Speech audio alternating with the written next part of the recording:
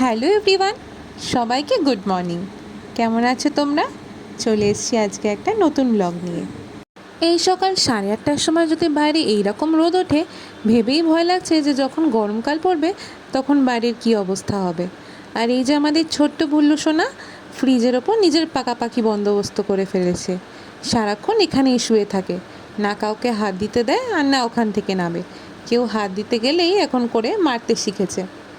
আর এই যে ফুলগুলো দেখছো, এগুলো মা রোজ ভোরবেলা তুলে রেখে দেয়।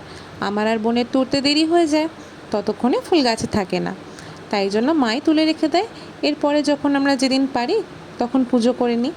তাই আর ছুটির দিন ছিল, ভাবলাম সকাল সকাল স্নান করে আগে পুজোটা করে ফেলি।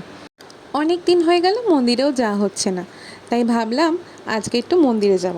তাই মন্দিরের জন্য আলাদাভাবে কিছুটা ফুল সরিয়ে রেখেছিলাম। যেখানে দেখতে পাচ্ছ, এখানে আগে সব ঠাকুরই রাখা হতো।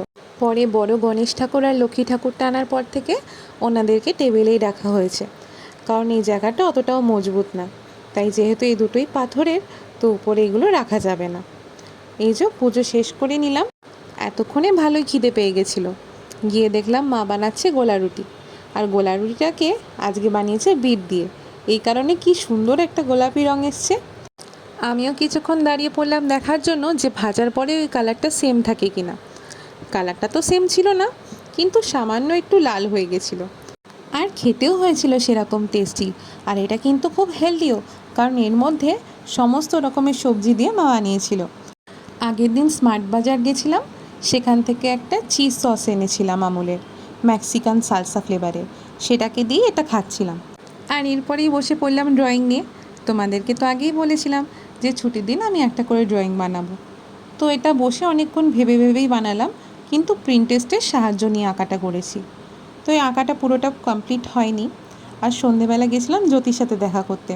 ও বাড়িতে এসেছিলো, আর এই আইসক্রিমটা ওরই ট্রিট দেয়া।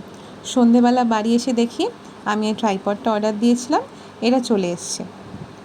যেরকম এক্সপেকটেশন ছিল সেরকম হয়নি, কারণ নিচটা যেহেতু প্লাস্টিকের, গ্রিপটা অতটা ভালো না। তবে কাজ চালানোর মতো হয়েছে।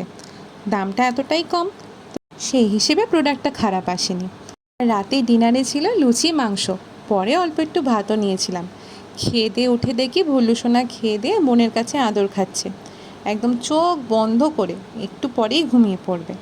আর এরপরেই আমার হাতে চলে এলো আমার ফেভারিট খাবার, মিষ্টি। আজকে বোন বানিয়েছিল গাজরের হালুয়া, আর তার সাথে ছিল রসগোল্লা। বসে বসে এটাকে সার্ভ করলাম। সার্ভ করার পরে মা নিয়ে চলে গেল ভুল্লুকে ঘুম পাড়ানোর জন্য। আর তারপরে আমি বসে দেখছিলাম আমার এই ফেভারিট কে ড্রামাটা।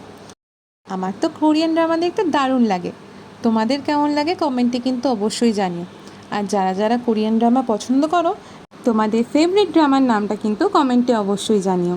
আর এই হচ্ছে হোলির দিনে সেক্টর 5-এর অবস্থা। বিকেল 5টার সময় এই রাস্তার এই অবস্থা। হোলির দিন ছুটি না পাওয়ায় দুজনকে তাড়াতাড়ি অফিস যেতে হলো। আর আসার সময় বাস পাচ্ছিলাম না বলে অনেকটা এগিয়ে গেলাম আমরা দুজন। তারপরে গিয়ে একটা বাস পেলাম।